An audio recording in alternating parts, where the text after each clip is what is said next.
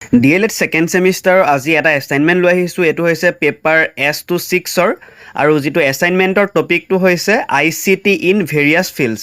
পেপাৰখনৰ নাম হৈছে information and communication technology মানে ICT। বহুতে কৈ আছিলে যে ICT পেপাৰখনৰ যিবোৰ মই আগতেও নোট দিছোঁ সেইখিনি আছামিজত ডিছকাছ কৰিবচোন। আছামিজত ডিছকাছ কৰিম, কিন্তু মানে কি হৈছে এই পেপাৰখনৰ বেছিভাগ নোট ইংলিছত পাবলৈ অলপ ইজি হয়, অসমীয়াত অলপ টান বিচাৰিবলৈ।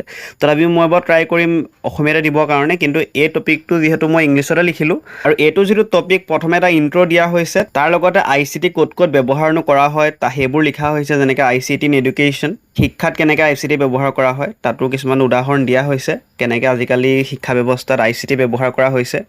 তাৰ লগতে হেল্থ কেয়াৰত দিয়া হৈছে, আজিকালি স্বাস্থ্য সেৱাত ICT বহুত ধৰণে ব্যৱহাৰ কৰা হয়, কেনেকৈনো ব্যৱহাৰ কৰা হয় সেইখিনি দিয়া হৈছে। তাৰ লগতে বিজনেছত ব্যৱসায়ত কেনেকৈ ICT ব্যৱহাৰ কৰা হয় সেইখিনিও ডিছকাছ কৰা হৈছে। লগতে এগ্ৰিকালচাৰ কৃষিত কেনেকৈ ব্যৱহাৰ কৰা হয়, কৃষিৰ লগত কেনেকৈ ICT জড়িত হৈ আছে তাৰ লগত ডিছকাছ কৰা হৈছে।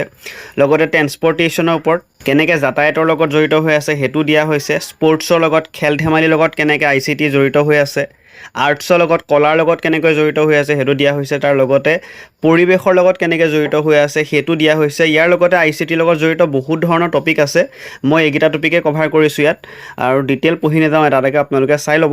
মই পাৰিলে নেক্সট ভিডিঅ'ত বাৰু আছামিজতে দিবলৈ ট্ৰাই কৰিম, কিন্তু অলপ নোটখিনি পাবলৈ দিগদাৰ, সেইকাৰণে মই ইংলিছতে দিছিলোঁ। নেক্সট ভিডিঅ'ত মই এখন বেলেগ পেপাৰৰ ওপৰত ডিছকাছ কৰিম, যিহেতু এখন পেপাৰ ডিছকাছ কৰিছিলোঁ তাৰ শ্বৰ্ট কুৱেশ্যন কেইটামান, আৰু অলপ মই ব্যস্ত আছোঁ বাবে পৰা নাই, কিন্তু নেক্সট ভিডিঅ'ৰ পৰা মই বাৰু ডেইলি ভিডিঅ' দিবলৈ ষ্টাৰ্ট কৰিম।